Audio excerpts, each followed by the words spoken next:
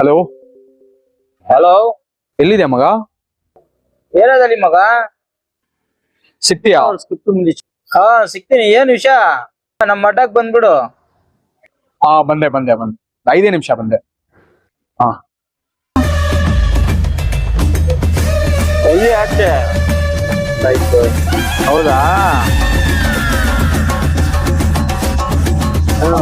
ಆರಾಮ? ಏನ್ ಮಗ ಫೋಟೋ ಕಳ್ಸಿದ್ಯಾ? ಹತ್ರ ಮಾತಾಡ್ಬೇಕು. ಹೇಳ್ ಮಗ.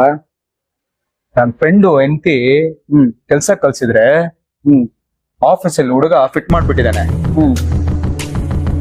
ಫಿಟ್ ಮಾಡ್ಬಿಟ್ಟು ನಿನ್ನ ಹೆಸರಿಯಲ್ಲಿ ನನ್ನ ಫ್ರೆಂಡ್ನ ಬೆದರಿಸ್ತಾ ಇದ್ದಾನೆ. ನನ್ನ ಹೆಸರ?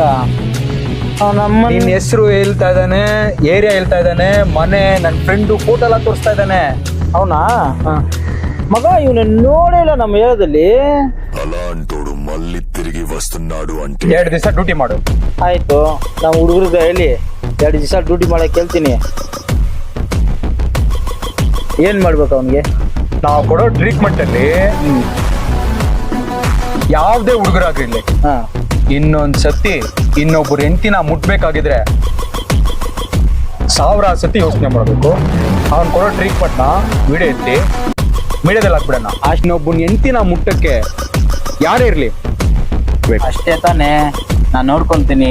ಅವನಿಗೆ ಹಿಡಿದುಬಿಟ್ಟು ನಿಂಗೆ ಫೋನ್ ಹಾಕ್ಸ್ತೀನಿ, ನೀನ್ ಬಂದ್ಬಿಡು. ನಾನು ಬರ್ತೇನೆ. ಅವ್ನು ಕೊಡೋ ಟ್ರೀಟ್ಮೆಂಟ್ ನ ಹಂಗೆ ಎತ್ಬಿಟ್ಟು